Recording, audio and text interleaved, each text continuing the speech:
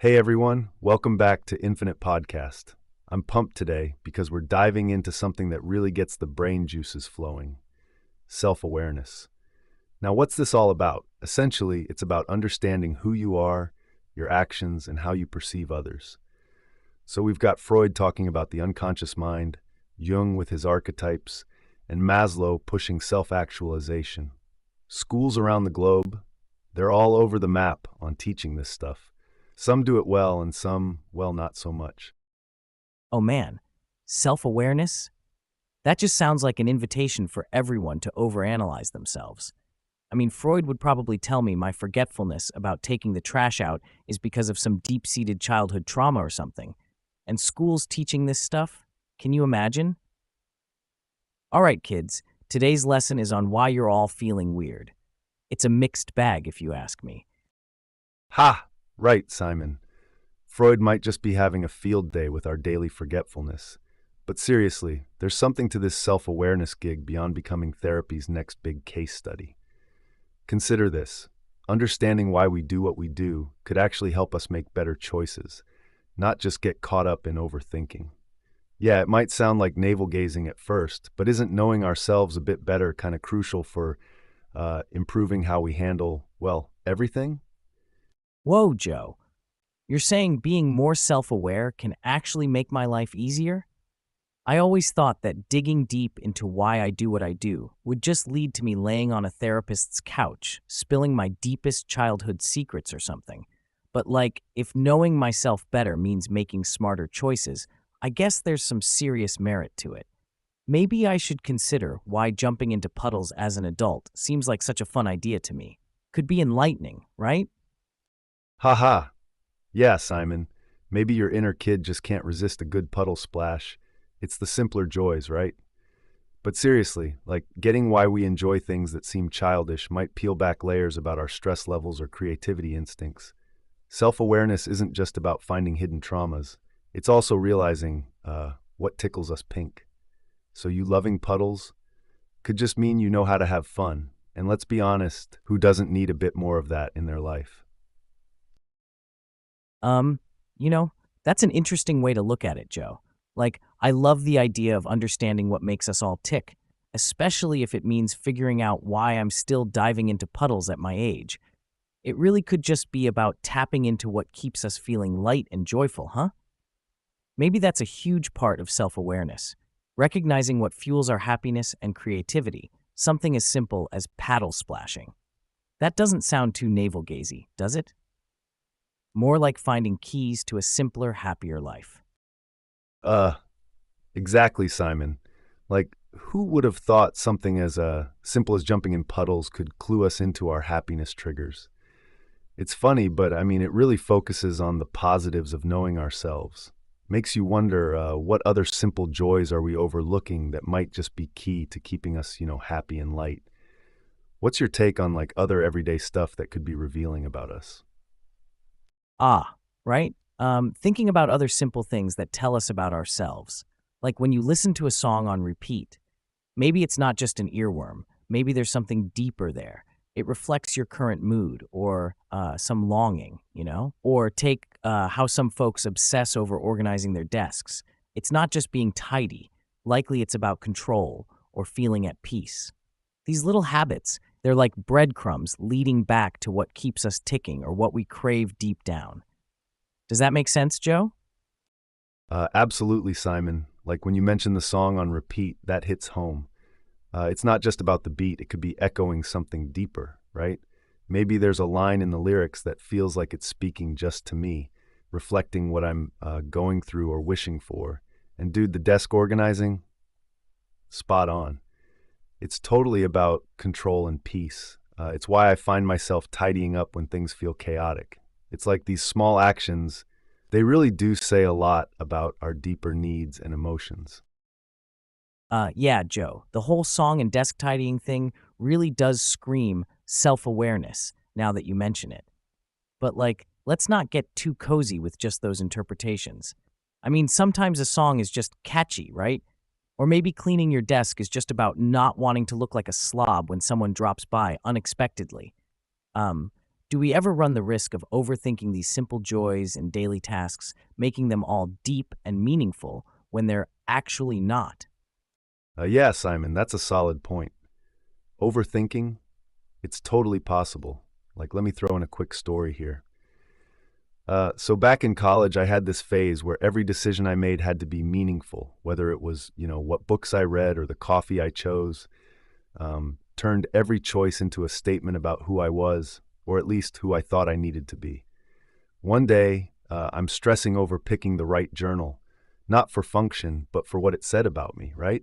My roommate noticed and just threw a plain notepad at me saying, "Dude, sometimes you just need somewhere to write your thoughts, not a symbol of your inner soul." Kind of clicked then. Not everything has to be profound. Sometimes you pick a song because the beat is good, or clean up your desk, not to control chaos, but just to spiff things up, keeps things light and keeps us from spiraling into overanalysis paralysis, right? Oh man, Joe, choosing a journal like it's the holy grail of your personality. I can just see you now, deep in existential crisis over lined or unlined paper. Does this ruled notebook say organized thinker, or does it scream can't trust myself to write straight? Sometimes you gotta chill, put down the self-help tea, and just grab whatever notepad falls out of the closet first. The only deep meaning there is how deep it was buried under all your other crap. Seriously, Simon, your take on the journal saga is spot on.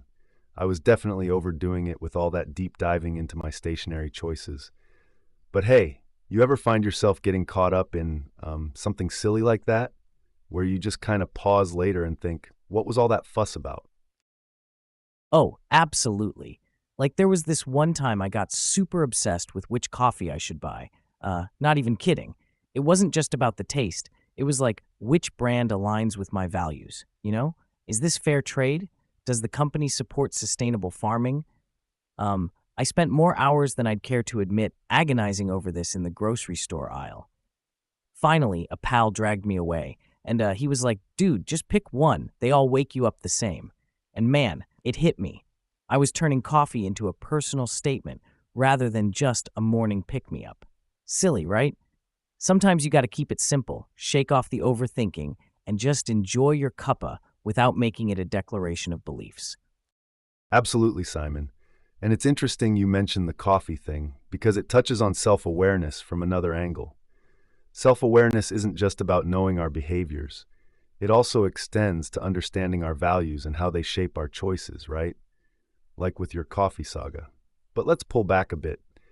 Broadly speaking, self-awareness is usually sorted into two buckets, internal and external. Internally, it's about recognizing your emotions, strengths, weaknesses, and drives. Externally, it involves understanding how other people perceive you, which can be just as crucial. And here's something else. I read about research suggesting that when we engage in reflective practices like journal writing or meditative thinking, we integrate both aspects of self-awareness better. This isn't just brain exercise. It literally improves connections in the brain areas linked to self-insight. So while it can seem a bit much, obsessing over coffee brands and whatnot, these moments can serve as cues, nudging us to reflect on why certain things feel important. That reflection can simplify life, not complicate it, by aligning our actions more closely with true priorities, not just societal noise. Oh, totally, Joe.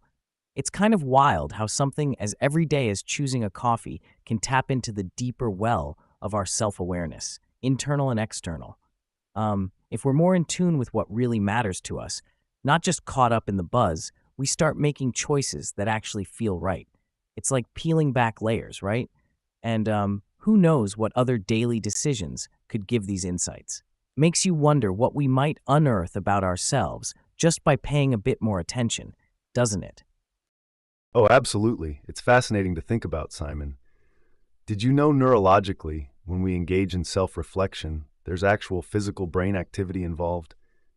Our prefrontal cortex lights up like a Christmas tree. It makes me wonder if all our thoughts and self-awareness are tied to brain activities. Does that redefine what it means to be human? Are we just walking talk shows governed by biological scripts? What's your take on this, man? Joe, That's a real brain bender. If everything we feel and think is just firing neurons and brainwaves, it does make you wonder, doesn't it? Like, where's the line between our biological mechanics and what we call the self? Are we really just sophisticated robots acting out our programming, or is there something more, something uniquely human beyond the circuits? And hey, if our entire sense of self can be traced back to brain activity, does that change how we should view our decisions and actions? What do you think about that part, Joe? You're hitting some deep questions there, Simon. So here's the thing. Like neuroscientists have found that different parts of our brain work together to construct what we experience as self-awareness. It's not just the prefrontal cortex I mentioned earlier, but also areas like the insular cortex and the anterior cingulate cortex. These spots help us with emotional awareness and self-control. And this intertwining of various brain regions makes me think about how they influence our everyday choices and actions. Like, if changing the activity in these areas can alter our perceptions or decisions, a concept used in treatments like neurofeedback, it really begs the question, how much control do we have over who we are? If we tweak something in the brain, does it change our self? You see, understanding that our sense of self may rely heavily on biological processes doesn't necessarily diminish our humanity. Rather, it could actually enhance our understanding of what makes us human. Embracing our neurobiological selves might lead us to be more empathetic and patient with each other, knowing that a lot of our differences and similarities are wired in the brain. What's your perspective on embracing this kind of biological self-awareness? Yeah, Joe, diving into those brain bits is super intriguing. But then, like, if we lean too hard into the idea that everything about us, our feelings, decisions, is dictated by brain chemistry and regions, uh, doesn't it feel a bit deterministic? Like, where's our free will in all of this? I get that understanding the brain's role can definitely help us be more empathetic or even patient, sure. But I'm kind of wrestling with the whole "are we just our brains" deal. If tweaking one part of your brain could change your personality, then what's really you in there? So while it's fascinating to think our brains have all these control centers, I kind of hope we're more than just the sum of our parts, you know? What if there's some spark, something unexplainable, that makes Simon, well, Simon, and not just a bunch of neurons firing off? That's a stellar point, Simon. Hey, let's take this up a notch. What if that unexplained spark you're talking about is actually what allows us to experience things like inspiration or the eureka moments? Could it be that we haven't just uncovered all there is about the brain and consciousness? Maybe free will is just another advanced neuroprocess we've yet to fully understand. Mind-blowing to think about. Oh, totally, Joe. What if every eureka moment is like hitting a mental jackpot that we haven't figured out how to track on the brain's GPS yet? Makes you wonder what else is hiding up there in the attic of our minds, ready to surprise us. Oh yeah, Simon.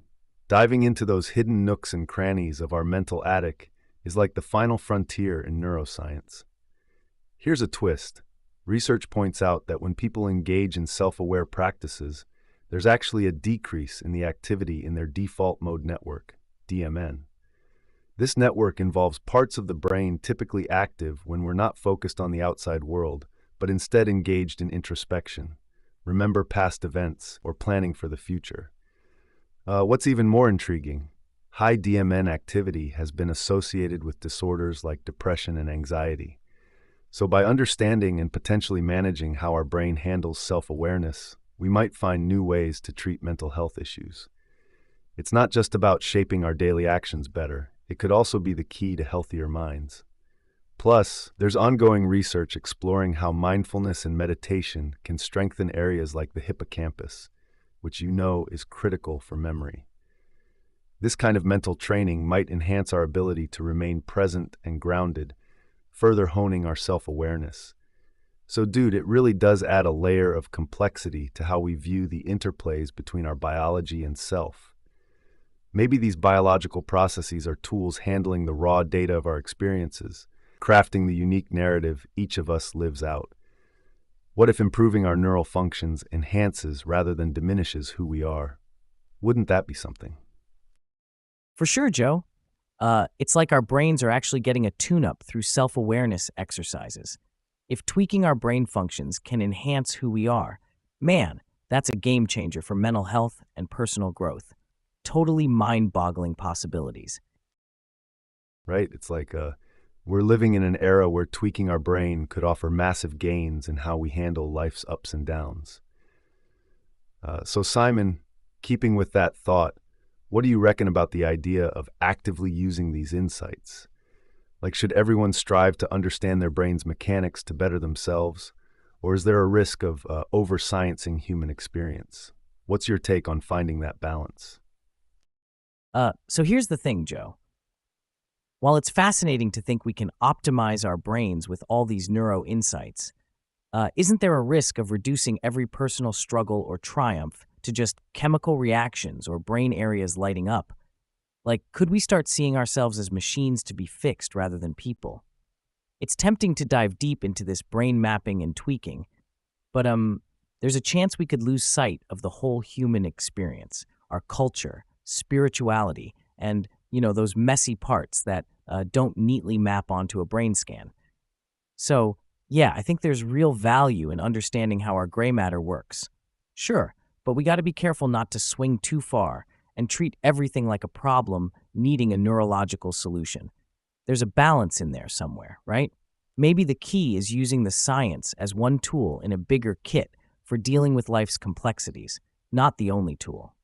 I hear what you're saying, and it reminds me of something a bit personal. So, a while back, I started using this app designed to improve focus, kind of a brain training thing, right? It was all about optimizing cognitive functions through various exercises meant to boost concentration and memory. And at first, I was all in, like checking my progress obsessively, excited by the idea that I could essentially upgrade my brain's operating system. But after a few months, I noticed that while my scores were up, I wasn't feeling profoundly different or better in my daily life. It was a weird realization. It made me think about exactly what you're talking about, the risk of seeing ourselves as just these fixable systems rather than complex beings. I realized that, yeah, the app was tweaking certain neural activities, but it wasn't addressing more significant aspects of my life, like how I interact with people, handle stress, or feel creativity flow. Kind of taught me that while these tools can be helpful, they are just parts of a broader spectrum of experiences and growth opportunities we need to engage with.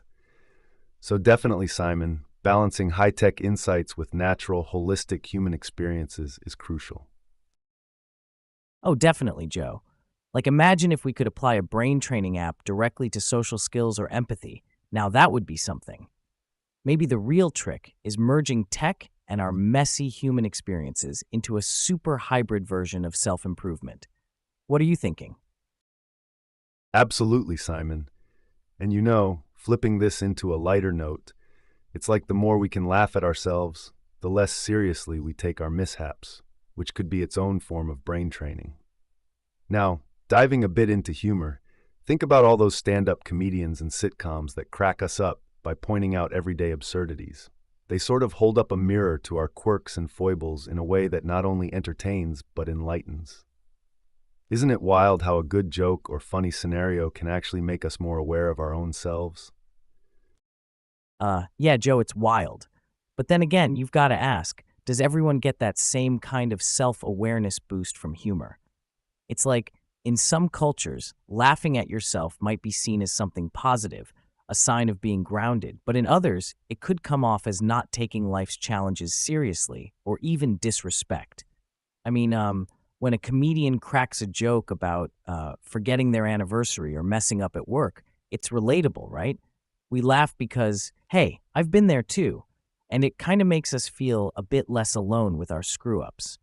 But while that can definitely chip into self awareness for some, isn't there a risk of just brushing off deeper issues with a laugh rather than confronting them? Kind of makes you think if we sometimes use humor as a comfy blanket to hide under, instead of really facing things head on. What's your take on that? That's a really solid point you're making there, Simon. Like, it's true. Humor is this double-edged sword. where on one side it opens us up to see our flaws in a softer light, letting us laugh and not be too harsh on ourselves. But then, yes, there's definitely that other side where we might just laugh something off instead of dealing with it more seriously. Personally, I feel it's about striking a balance. Humor can give us a way out of the woods when things get too dark, but at the same time, we gotta realize when it's time to stop laughing and start fixing. And, culturally speaking, this balance can be even trickier. What feels like a healthy self-roast in one place could completely miss the mark, or even offend in another.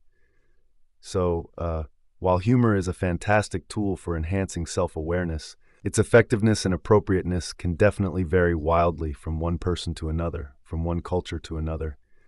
Figuring out when and where it's okay to joke about ourselves, that seems like an ongoing conversation we should all be a part of, huh? Absolutely, Joe. And speaking of ongoing conversations, isn't it a bit like mixing up a gigantic cultural cocktail? Each ingredient or culture adds a unique flavor to how we perceive and use humor. Now I'm curious, what'd be the right mix for the perfect self-awareness cocktail? What do you think? Oh, stirring up that perfect self-awareness cocktail, huh? Let's mix it up a bit.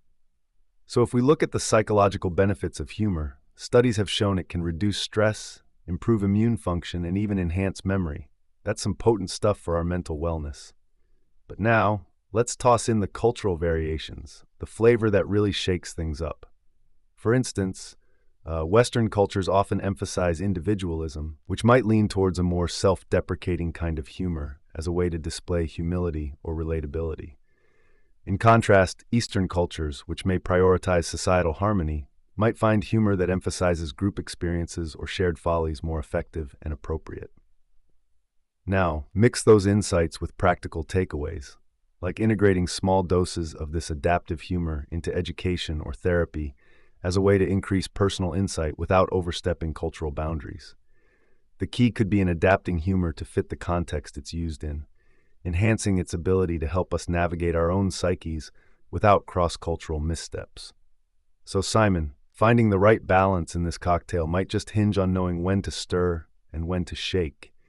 Getting a good sense of both the universal and culturally specific elements of humor to serve up something that improves self-awareness but stays sensitive to diverse tastes. What do you reckon? Are we ready to be bartenders of the mind? Oh man, Bartenders of the Mind. That's a killer title for us, Joe. Mixing up a humor cocktail sounds like tasty business. But hey, imagine accidentally creating a concoction that boosts your humor so much you can't stop cracking jokes at a funeral. Talk about a party foul, huh? Ha, yeah, Simon.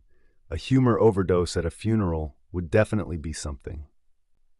Speaking of mood misfires, it's kind of like how these new gadgets and apps are trying to read our emotions or activities to help us understand ourselves better. It's all wrapped up in this tech wave aimed at boosting self-awareness. You've got wearables tracking everything from your heart rate to sleep patterns, aiming to mirror back useful insights about your health and state of mind. What's your take on these technological mirrors? Can they really help us know ourselves better, or are we just staring into sophisticated screens? Yeah, Joe, these tech gadgets are like mini mirrors with a CPU, right? They spit back all this data about what's happening on the inside, which can really open our eyes to stuff we don't notice in the daily grind. But then I gotta wonder, are we getting too hooked on what the numbers say and forgetting to tune into how we actually feel? Like, if my watch tells me I slept well, but I feel like a truck hit me, what's that about? And where do you think the line is, Joe, between useful insights and overdependence on these devices? Uh, that's the million-dollar question, isn't it? And while I totally see your point about potential overdependence on tech readouts, there's another side to it. Consider how these gadgets, when used wisely, can actually help us make sense of what we're feeling. For instance, having concrete data can sometimes validate our experiences or prompt us to seek help when needed. Take heart rate variability, HRV, tracking. It's a pretty good indicator of stress and overall health. If someone's device shows consistently low HRV readings, it could be a signal they wouldn't have picked up on their own, prompting them to adjust habits or consult with a professional. So I guess the key here is balance. Technology should definitely not dictate our lives, but dismissing its potential outright might mean missing out on valuable insights. It's like using any other tool. We need to know when it's helpful and when to set it aside. What do you think, Simon?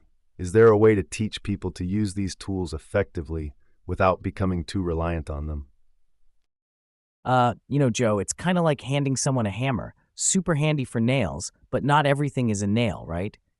It's all about teaching folks not to treat every life issue as a tech issue. For instance, yeah, sure, your fitness tracker says you're getting healthier because you're walking more steps, which is great, but doesn't mean it can tell if you're walking away from personal problems just as effectively. So maybe we really need to emphasize the idea of technology as a support tool, not a solution machine. Educating users on interpreting data without disconnecting from their own gut feelings. Now, that could be crucial, huh? Because while it's awesome that we have gadgets making us self-aware about the physical stuff, there's a massive chunk about being human that silicon chips just aren't equipped to handle, like emotions, relationships, those messy bits. What's your take on finding that educational balance? Totally, Simon.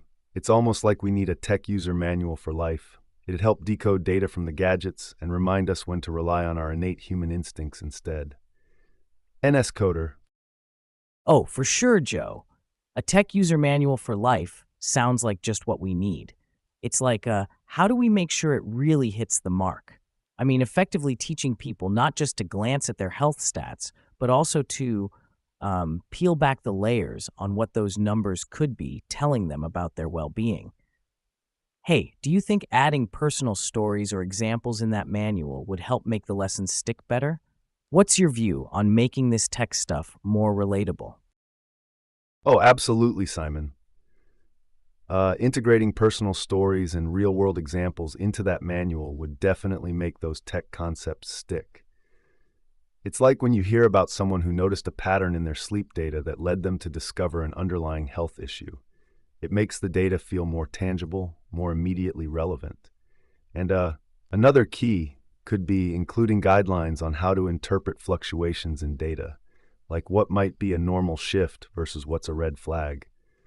This not only educates, but empowers users to take more informed actions based on their tech readings. By making this stuff more relatable and grounded in everyday experiences, it can transform from being just cool high-tech numbers on a screen into a meaningful part of someone's health narrative. What do you think? Should these manuals also tackle how to balance tech use with staying in tune with our own body's signals? Definitely, Joe. What you just said there about balancing tech use with listening to our own bodies is spot on. Like these manuals could really dive into the concept of mindfulness when it comes to tech. It's like, hey, here's what your gadget says, but also how do you feel? What does your gut tell you? Making that a clear point A to point B connection in the manual might help folks use technology not as a crutch, but as a real aid. And maybe even adding quick mindfulness exercises or prompts right into the app or device itself could reinforce this point, like pop-ups that remind users to check in with themselves, not just their stats. Wouldn't it be kind of neat to have your tech nudge you like, okay, dude, here's your heart rate, but how's your day really going?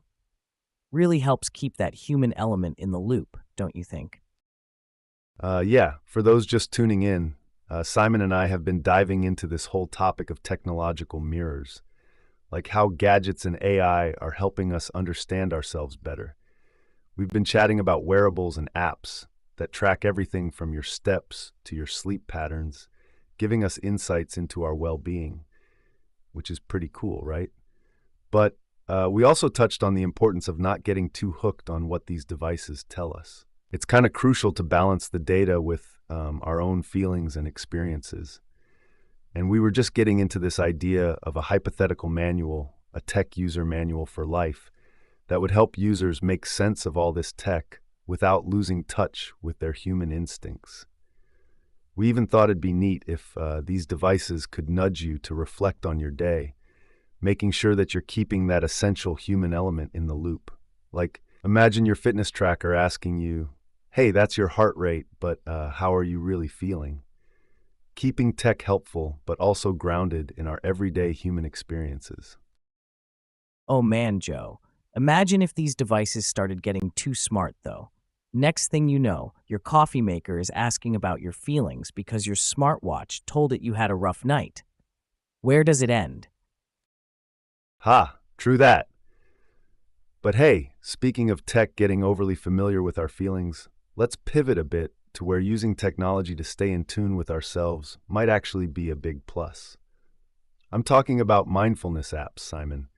These apps are kind of a sweet spot, blending tech with genuine personal growth. They've got these features like guided meditations, breathing exercises, and even sleep stories to help us chill out and find some peace amidst the daily chaos. What do you think, Simon? Could these apps be the right use of tech for maintaining our inner peace?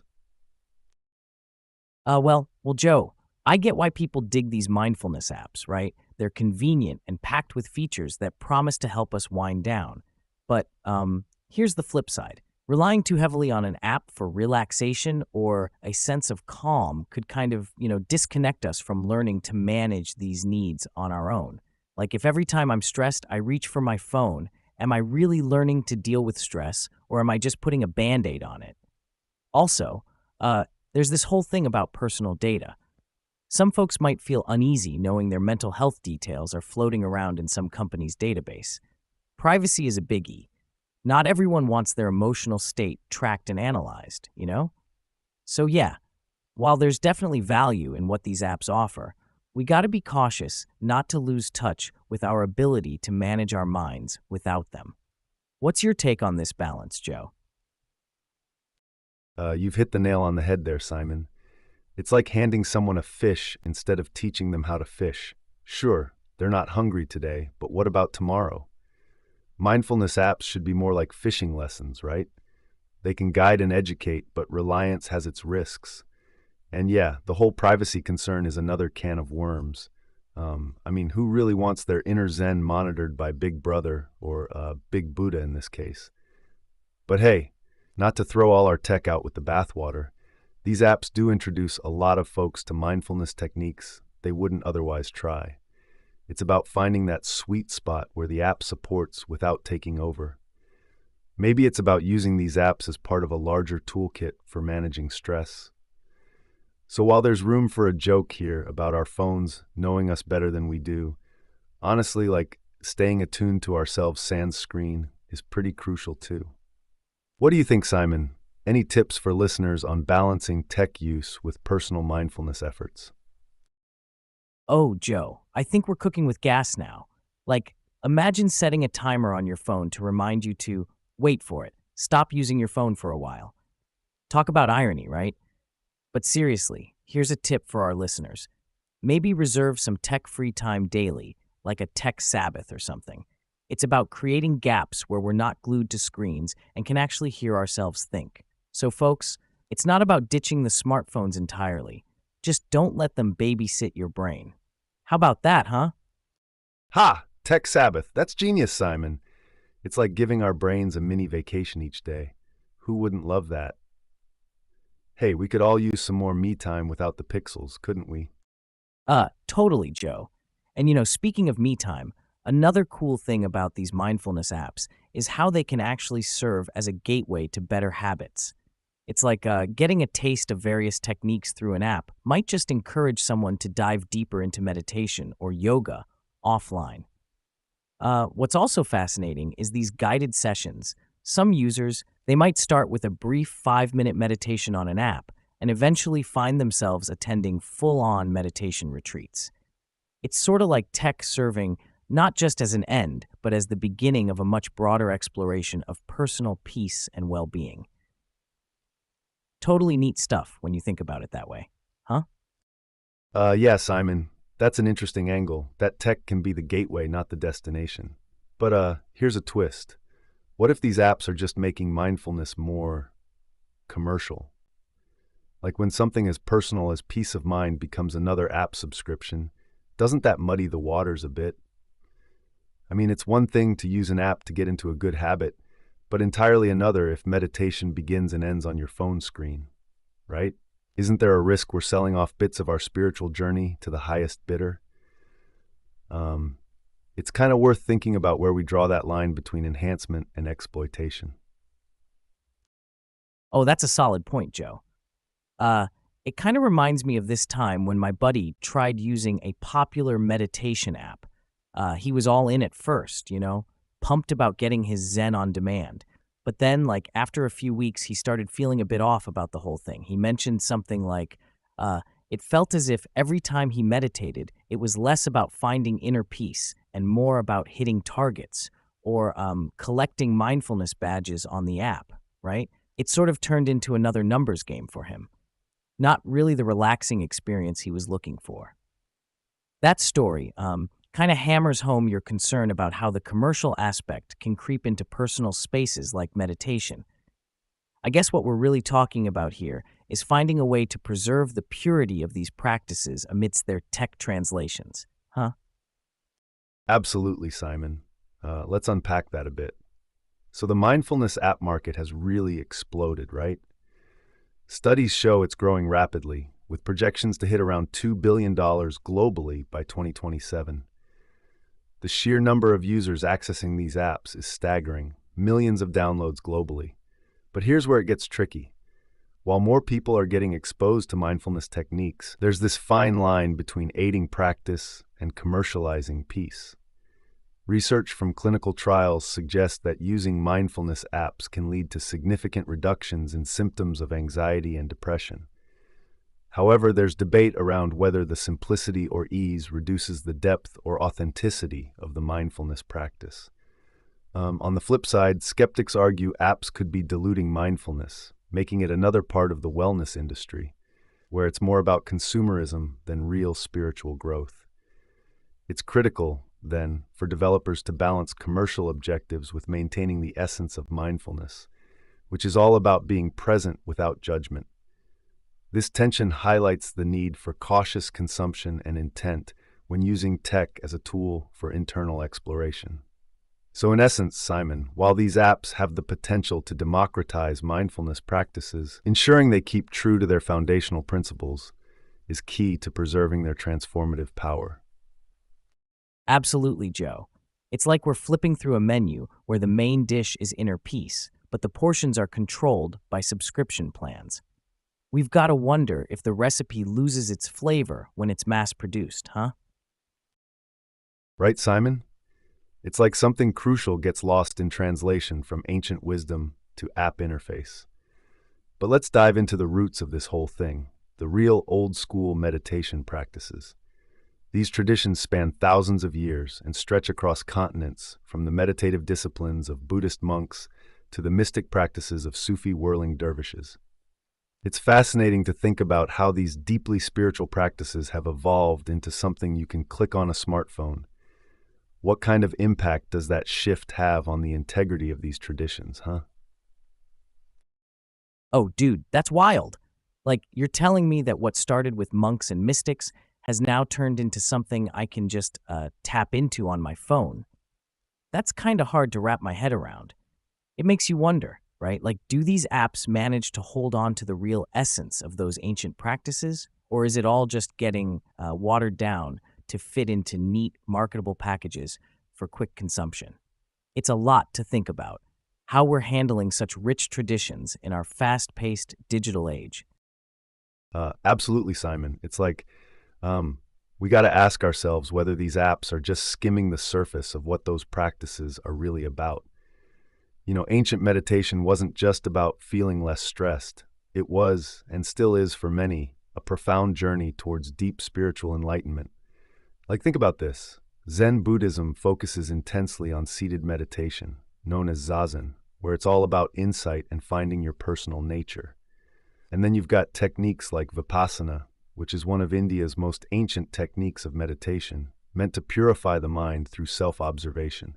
So when these historically rich and intricate practices get squeezed into a 5-minute calming session on your app, yeah, they're accessible, but that depth, man, does it take a hit or what? We might be losing out on the transformative power these practices originally offered just to fit them into our daily schedules. And that's before even touching on how culturally specific a lot of these techniques are, huh? Each practice has its own context, deeply rooted in the culture and philosophical systems from where it originated. Can a generic mindfulness tool really offer that nuance? What's your take, Simon? Oh, Joe, this whole thing kind of reminds me of trying to cram a 5-course meal into a single microwave dinner.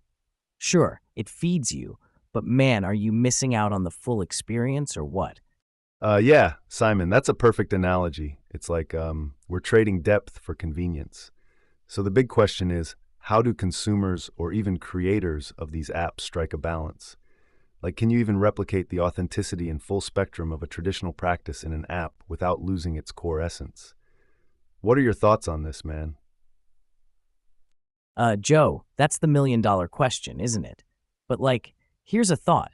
Maybe these apps aren't trying to replicate the full spectrum of traditional practices. Instead, they could be seen as entry points or like appetizers that ignite curiosity and lead people to deeper exploration. Think about it. For someone who's totally new to meditation, jumping straight into intense traditional practices might be really daunting, even off-putting. These apps, with their user-friendly interfaces and bite-sized sessions, can introduce basics in a very approachable way. And sure, while there's a risk of oversimplification, many apps do make an effort to respect and integrate authentic elements from those traditions. Some even collaborate with seasoned practitioners from various cultural backgrounds to ensure a level of authenticity and offer more comprehensive programs as users advance. So, yeah, maybe it's not about achieving the full depth through the app alone, but rather using the tech as a stepping stone towards more profound traditional learning. What about that angle, huh? Ah, Simon, spot on. Using tech as a stepping stone is an intriguing way to bridge old and new. Let's toss in some context about the rich tapestry of meditation history to paint a broader picture. Going back thousands of years, meditation practices can be traced to ancient civilizations across the globe.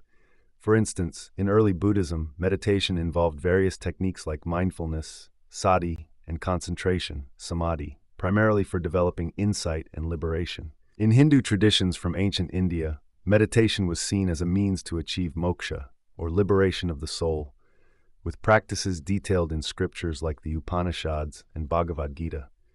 Even beyond Asia, contemplative practices were integral in other cultures. The Desert Fathers of early Christian monasticism practiced hesychasm, an eremitic form of prayer that involves repetition of the Jesus prayer to attain divine quietude or stillness. Similarly, in Islamic Sufism, meditation is used to connect with God, often through recitation, jikr, and sometimes accompanied by physical movements akin to those in yoga. These diverse practices underscore a global, historical quest for inner peace and understanding that transcends cultural boundaries.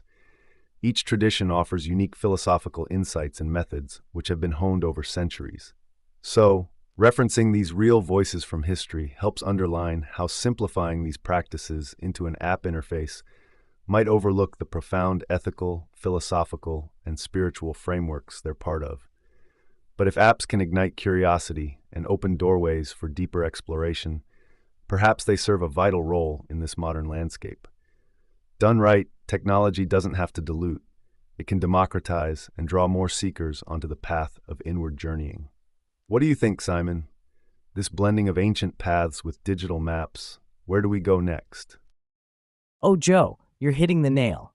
It's like we're standing at the crossroads of ancient trails and superhighways.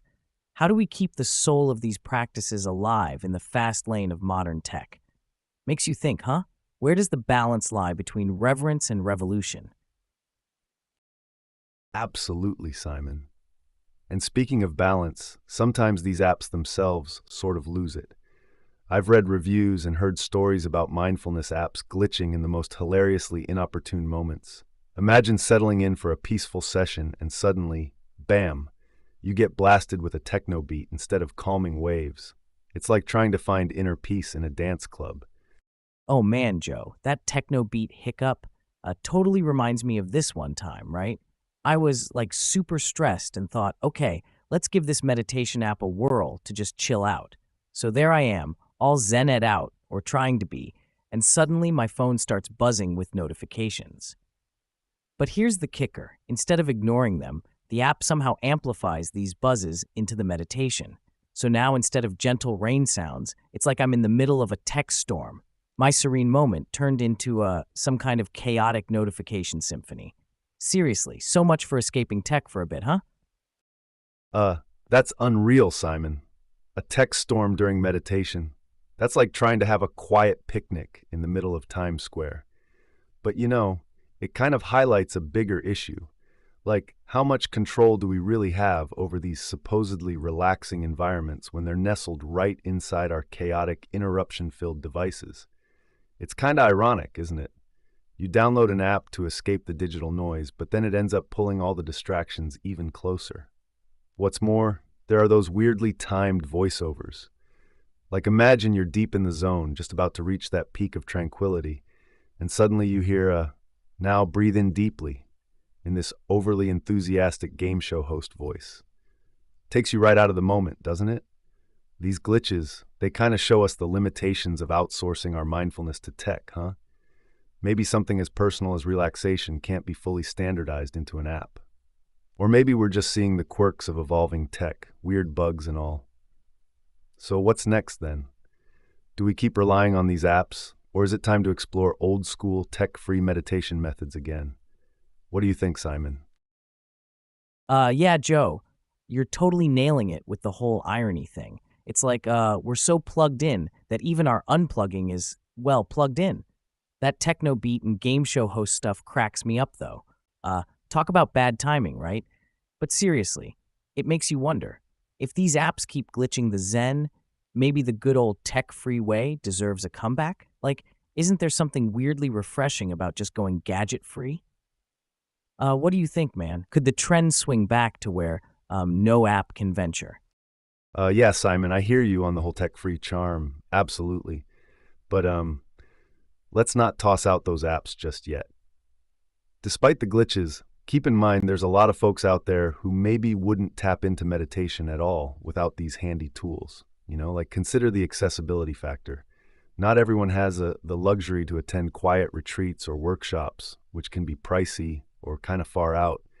These apps can introduce mindfulness in a super practical way, straight from wherever you are, be it your hectic office desk or a cramped city apartment. And yeah, while those hilarious tech hiccups happen, most apps are always updating, fixing bugs, and improving. The technology behind them is getting smarter, more intuitive. So even with some laugh-worthy missteps along the way, they're becoming better at delivering that peaceful experience they promise. Plus, think about the expansive reach, dude. These apps can spread the benefits of meditation across the globe, breaking down barriers of geography, time constraints, and even like cultural differences. It's amazing how many people can access profound, life-enhancing techniques with just a few taps. So, definitely the simplicity of gadget-free practices is appealing, but let's keep an eye on how tech continues to evolve and empower users in finding their zen. Maybe there's room for both worlds to coexist, huh? What do you reckon, Simon? Oh, totally, Joe. Like, imagine a future update where your meditation app could detect when you're stressed and auto-tune those interruptions, or better yet, block them out completely. Now that'd be something, huh? A perfect blend of old-school calm and high-tech savvy. Absolutely. That would be next level, Simon. Speaking of advancements in blending old and new methods, this Ride with Mindfulness apps really dives into a bigger pool. It kind of makes you pause and think philosophically for a sec here. Do these apps truly enhance our mindfulness? Like, are we genuinely deepening our sense of awareness? Or are we just relying on prompts from our gadgets to tell us when and how to be mindful? What's your take on this, man? Yeah, Joe, that's a heck of a question. Like, it seriously makes you wonder if we're always leaning on these apps, are we really learning to tune into our own minds or just following software scripts? It kind of feels like we might be outsourcing a bit too much of our mental space to these gadgets. Can the depth of true mindfulness, like that deep internal awareness, really happen when you're getting nudges from your phone every 5 minutes. Makes you think, maybe we're kind of missing the point of self-guidance and becoming a bit too cozy with this digital hand-holding.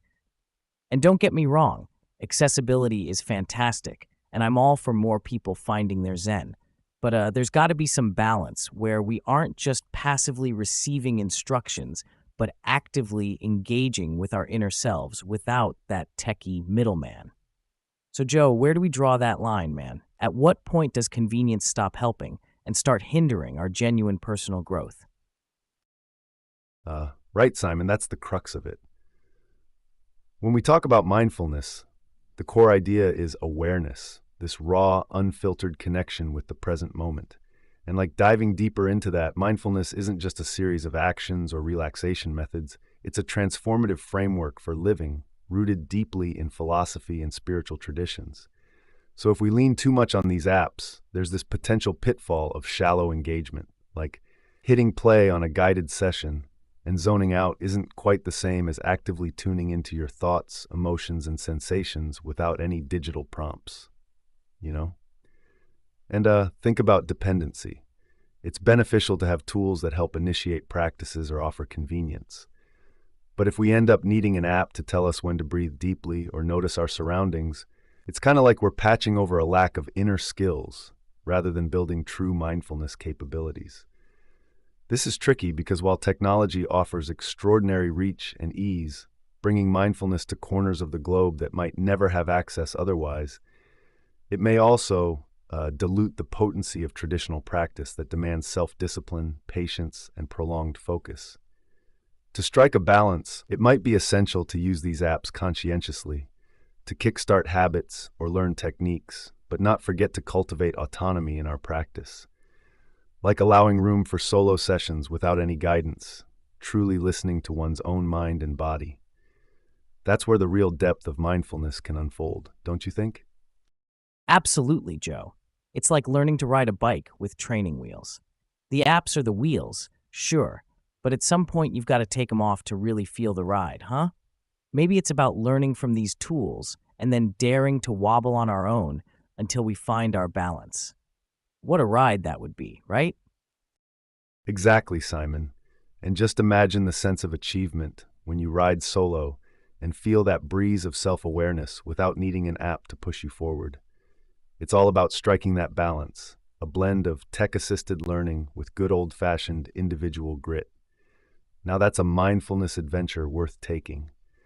So do we dare to challenge our listeners to go app-free for a week?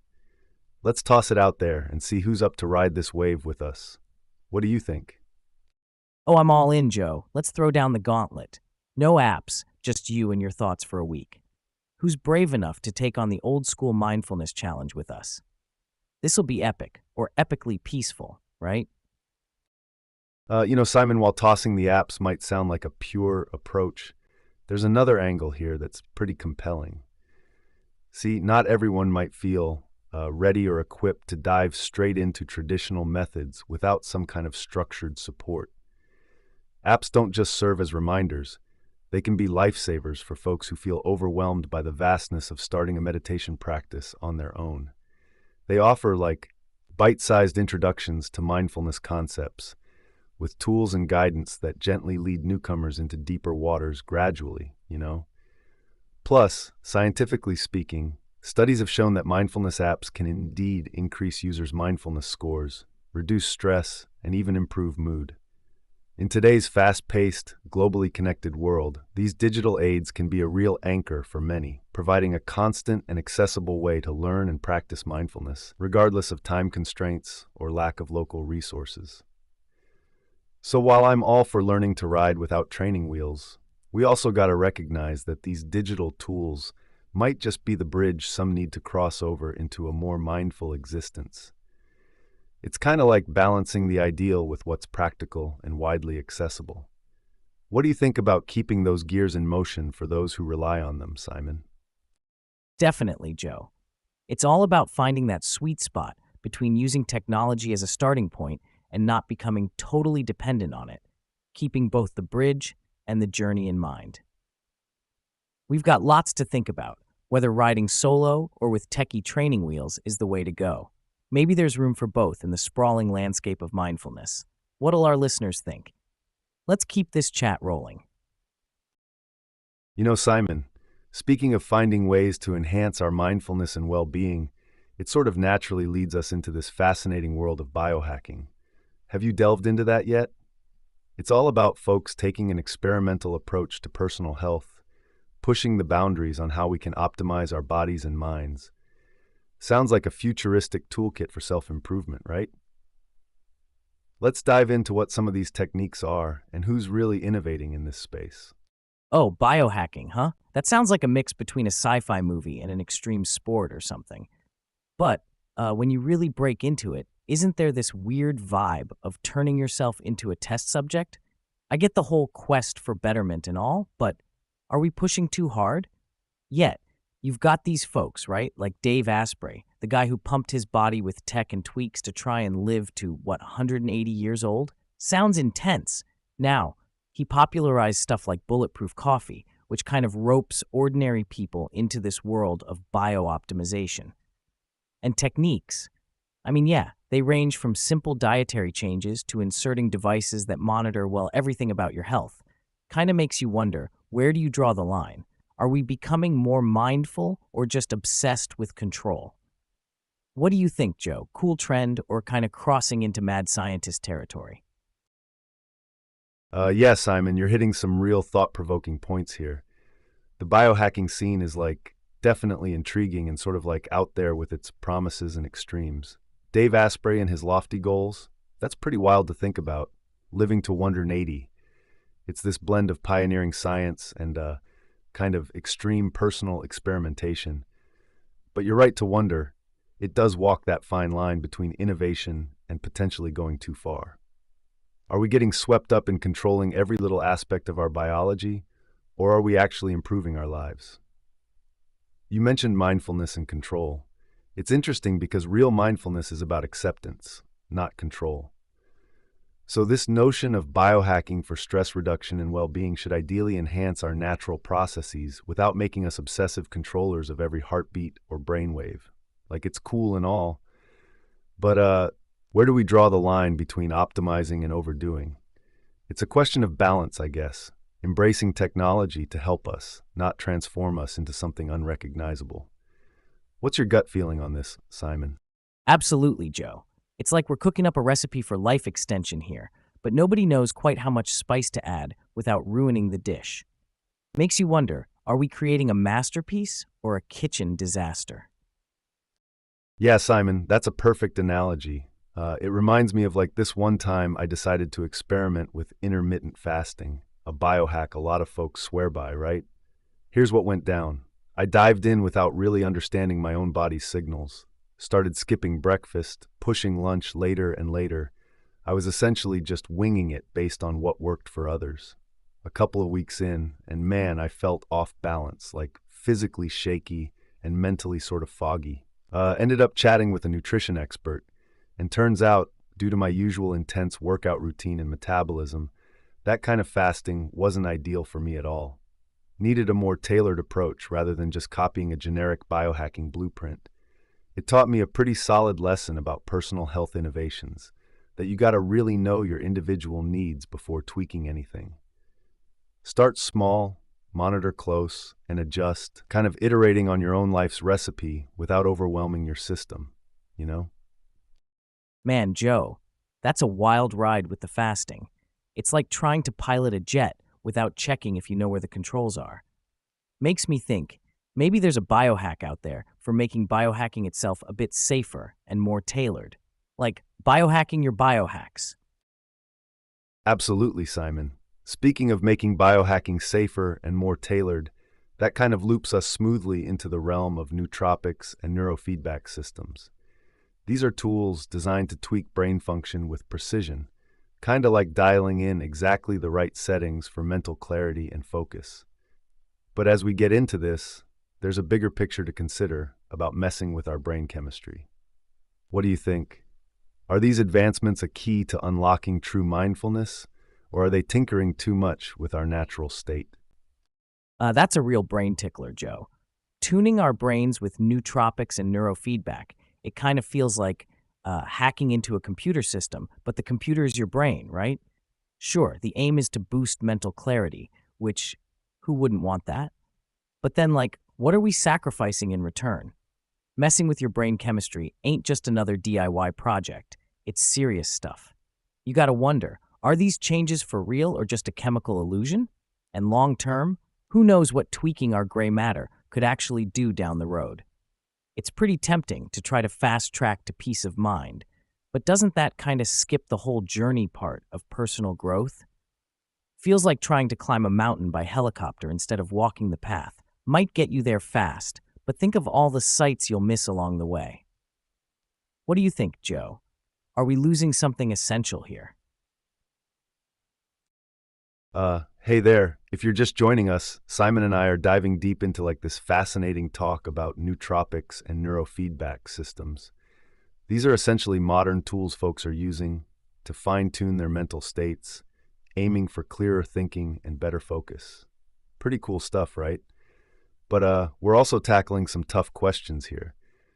Like, what does it really mean to mess with our brain's natural chemistry? Are we looking at a future where we obtain mental clarity in a pill or a program, but maybe miss out on the real, like, journey of personal growth? It's this tricky balance between seeking improvement and, staying true to our natural human experience. Simon brought up a great point, comparing it to taking a helicopter ride to the top of a mountain instead of walking the trails. You might get to the top faster, but think of all the experiences you'd miss on the way up. It's definitely a topic with lots to unpack about how we handle our health and mindfulness in the age of technology. So, stick around as we keep exploring these ideas, finding out if we're tuning into peace or just tuning out the real world. Oh, and imagine if one day we could just download new skills or moods like apps. Would we still treasure the learning, or would it become just another forgotten update? What a world that'd be. Definitely, Simon.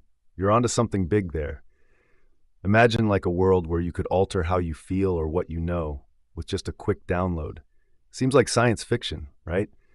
But we're kind of edging closer to that with advances in nootropics and neurofeedback. So let's think about this. These technologies have the potential to really streamline the way we learn and process information, right? That sounds amazing on one hand, but it also brings up more of those tricky ethical dilemmas. Like if everyone can boost their brain power artificially, what does that mean for just the natural effort of learning? Are we then valuing the destination over, the journey? And talking about long-term effects, this is critical because we still don't fully grasp how these substances and techniques might affect our brains after prolonged use. So while they promise enhanced focus or reduced stress, altering our brain chemistry without understanding all the repercussions, that's pretty risky. Plus, I wonder about the accessibility and fairness of it all. Would only certain people get access to these mental enhancements? There's a lot to consider here beyond just the cool factor of biohacking our brains. Absolutely, Joe. You've hit the nail on the head with wondering about fairness. Imagine if only a few had this stuff, while the rest of us are trying to boost brain power by chugging coffee and squinting at crosswords. Could end up like a bad sci-fi movie where the rich get smarter and the rest of us just have to watch. Yeah, that's a real concern, Simon. It's like opening up a whole new type of inequality, cognitive inequality, right? With nootropics and neurofeedback potentially being the new privileges for those who can afford them. This isn't just about who can buy the best tech or healthcare anymore. It's literally about who can afford to be smarter or more mentally focused. And yeah, on top of that, think about the pressure that might create if you're competing in a world where brain boosting is common. There's going to be this huge push to keep up. Might not be long before what's now considered an enhancement becomes just a basic necessity for keeping your job or staying in school. From my perspective, we need to have some serious chats about regulations and ethical guidelines before this tech gets so advanced that we can't put the genie back in the bottle. Honestly, ensuring fair access and addressing potential social impacts should take precedence over rushing these capabilities to market. What do you think? Are we ready to handle that kind of responsibility? Oh man, time flies when you're diving deep into the brainy stuff. Thanks everyone for tuning in to today's chat on nootropics and neurofeedback. What a wild ride through the peaks and pitfalls of biohacking our minds. Make sure you join us back here tomorrow at 5 p.m. Eastern for more off-the-wall discussions and maybe some answers to these big questions. Until then, keep questioning, keep laughing, and stay curious. Catch you tomorrow. Definitely, Simon. Everyone, remember your brain is your best tech. Handle with care, upgrade wisely.